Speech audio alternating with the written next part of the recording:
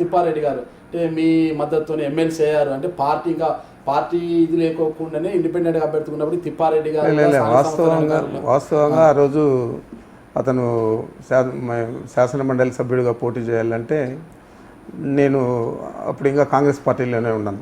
మీరు ఉన్నప్పటికీ పూర్తి స్థాయి మద్దతు ఒక్క నిమిషం ఉంటే నేను చెప్పాను మళ్ళీ నేను శాసనసభ్యుడిగా పోటీ చేయాలంటే అంటే లేదు అది మళ్ళీ చూద్దాము, ఇప్పుడు పోయి గుంటూరులో కృష్ణా జిల్లాలో అనుకుంటా ఆ దిశలో ఉన్నాడు జగన్మోహన్ రెడ్డి గారు, అక్కడ పోయి మాట్లాడి పర్మిషన్ తీసుకురా నువ్వు నేను పోటీ చేస్తాను అని చెప్పి నేను మద్దతు ఇస్తాను అని చెప్పి చెప్పడం జరిగింది. తిప్పారెడ్డి గారు అక్కడ పోయి జగన్మోహన్ రెడ్డి గారి దగ్గర ఒప్పించి మళ్ళీ నేను ఇప్పుడు శాసనమండలి సభ్యుడిగా గెలిచినా కూడా తర్వాత మళ్ళీ నాకే ఎమ్మెల్యే టికెట్ ఇవ్వాలా అని చెప్పి ఒక మాట తీసుకొని జగన్మోహన్ రెడ్డి గారి దగ్గర ఆయన రావడం జరిగింది. ఆ విధంగా మేము అందరూ కూడా మద్దతు ఇచ్చి ఆ రోజు గెలిపించడం జరిగింది.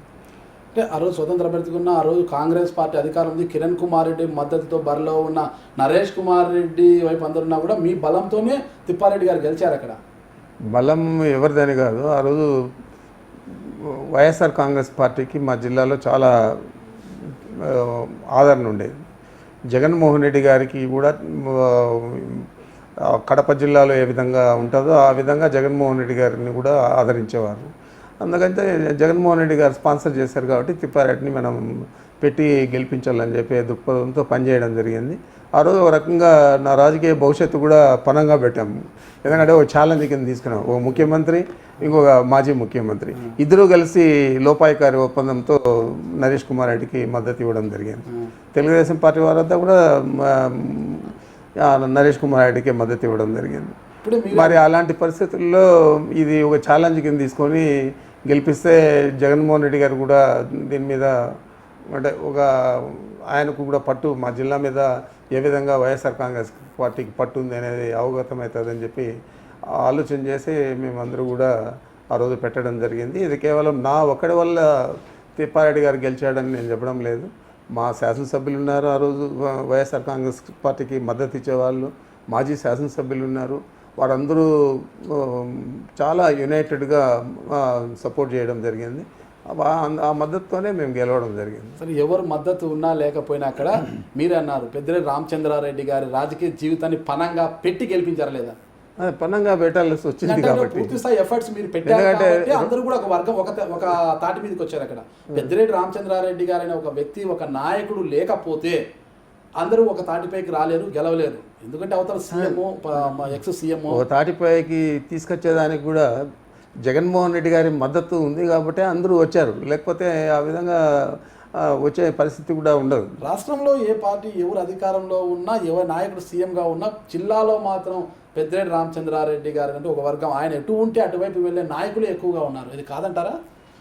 అంటే మొదటి నుంచి అభిమానంగా చూస్తారు కాబట్టి వాళ్ళు పెద్ద మాకు పదవులే కావాలని చెప్పి ఆలోచన చేసి నాతో ఉండేవాళ్ళు ఎవరు కూడా లేరు.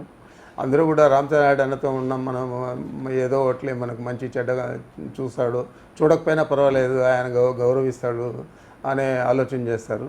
దానికంటే ఎక్కువగా ఏంటంటే జిల్లాలో ఒక ఉదాహరణ చెప్పాలంటే ముఖ్యమంత్రి ఇక కిరణ్ కుమార్ రెడ్డి అయ్యారు, పీలేరు నుంచి శాసనసభ్యుడు, తర్వాత ముఖ్యమంత్రి అయ్యారు. ముఖ్యమంత్రి అయిన తర్వాత ఆయన దాదాపు 7-8 కోట్లు ఖర్చు చేశాడు నియోజకవర్గంలో. అప్పుడు కూడా పీలేరు నుంచి రామచంద్రారెడ్డికి కావాల్సిన వారు ఎవరు కూడా వైఎస్ఆర్ కాంగ్రెస్ పార్టీని వదిలి ముఖ్యమంత్రి గారితో చేరలేదు, ముఖ్యమంత్రి అయినా కూడా. అందుచేతే మిథున్కు దాదాపు 40,000 దగ్గర 50,000 లోపల మెజారిటీ వచ్చింది. మా శాసనసభ్యుడిని కూడా రామచంద్రారెడ్డి గారు, ఆయన సీనియర్ శాసనసభ్యుడు, బాగా అనుభవజ్ఞుడు, మంచి పేరు ఉన్న వ్యక్తి. మరి అలాంటి వ్యక్తిని మేము ఆ రోజు తీసుకొచ్చి పెడితే ఆయన కూడా 15,000 ఓట్లతో గెలవడం జరిగింది. మరి ఇవన్నీ అంటే మనకు స్టాండర్డ్గా ప్రతి నియోజకవర్గంలో కూడా కొంతమంది మా అభిమానులు అభిమానంగానే ఉన్నారు తప్ప నేనేదో మంత్రి అవుతానో లేకపోతే ఎమ్మెల్సీ అవుతానో ఇంకోటి అవుతానో అని ఎవరు కూడా వాళ్ళు ఆలోచన చేసి పదవుల కోసం నాతో ఎవరు కూడా పనిచేయలేదు. ఈరోజు నాగరాజు గారి ఇంటర్వ్యూలో చాలా విషయాలన్నీ కూడా చర్చించుకోవడం జరిగింది. ఇవన్నీ కూడా వాస్తవ దూరంగా ఉండవు. నేను వాస్తవాలే మాట్లాడినా అనే ఆలోచన మీకు వస్తుందని నేను భావిస్తున్నాను.